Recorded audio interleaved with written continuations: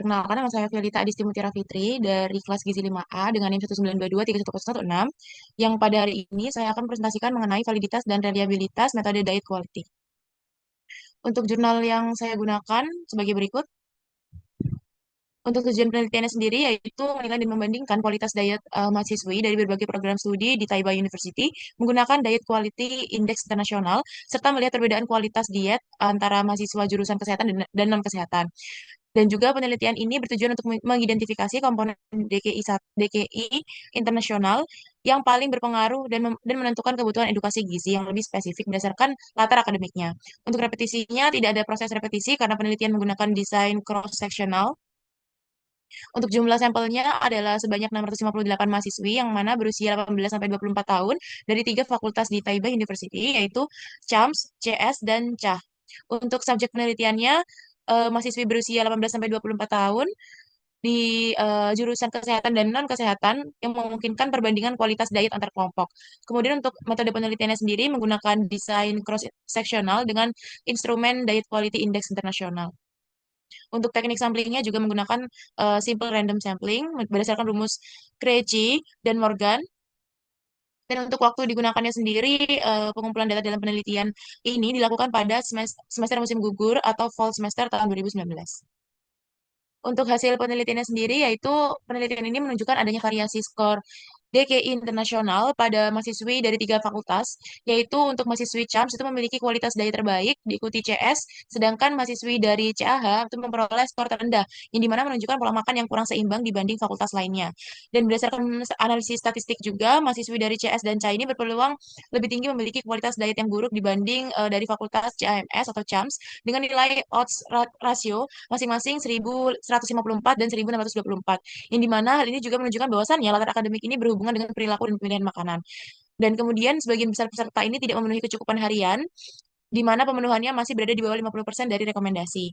Dan melalui penggunaan Diet Quality Index Internasional ini, penelitian menemukan bahwasannya skor rendah terutama disebabkan oleh kurangnya asupan bergizi dan tingginya konsumsi makanan tinggi lemak dan kalori. Yang dimana metode ini juga berhasil menggambarkan ketidakseimbangan pola makan dan komponen yang paling berkontribusi terhadap buruknya skor diet. Untuk kekurangan dan kelebihan metode sendiri, untuk kekurangannya itu hanya menggambarkan kualitas diet pada hari pengukuran karena menggunakan rata-rata 24-hour recall sehingga tidak mewakili pola makan jangka panjang peserta. Kemudian instrumen ini juga bergantung pada ketepatan pelaporan makanan oleh responden sehingga adanya kecenderungan underreporting atau overreporting. Kemudian beberapa kategori dalam DKI internasional belum terpenuhi sesuai dengan karakteristik pangan lokal. Untuk kelebihan metode sendiri, yang pertama, dapat menilai empat komponen penting, yaitu variety, adequacy, moderation, dan overall balance. Sehingga untuk kualitas diet mahasiswanya dapat dilihat secara lebih lengkap. Kemudian untuk skornya sendiri bersifat kuantitatif, yang dimana dapat memudahkan peneliti untuk melihat perbedaan kualitas diet antara mahasiswi dari jurusan kesehatan dan non-kesehatan tadi. Kemudian yang terakhir, pemakaian kuesioner 24-hour recall dan DKI internasional ini relatif cepat dan tidak membutuhkan alat-alat khusus.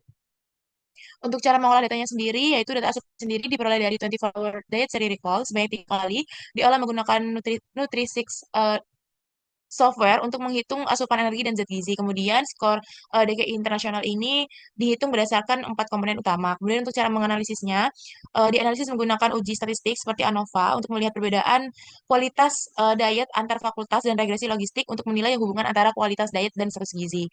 Kemudian untuk cara menyajikannya sendiri, menggunakan desain cross-sectional dengan instrumen DKI internasional yang dimana data ini dikumpulkan melalui kuesioner mandiri selama dengan pendampingan selama pengisian dan teknik samplingnya menggunakan simple random sampling berdasarkan rumus Krejci. Kemudian untuk validitas metode penelitiannya sendiri, validitas metode DKI internasional dalam penelitian dapat dikatakan cukup baik karena skornya ini dihitung berdasarkan 24-hour recall sebanyak 3 kali sehingga lebih representatif. Kemudian penggunaan Nutritics software juga membantu meningkatkan akurasi estimasi zat gizi. Dan meskipun tidak dilakukan uji validitas khusus, DKI internasional ini sudah banyak digunakan dalam penelitian gizi dan memiliki struktur penelitian yang cukup sistematis.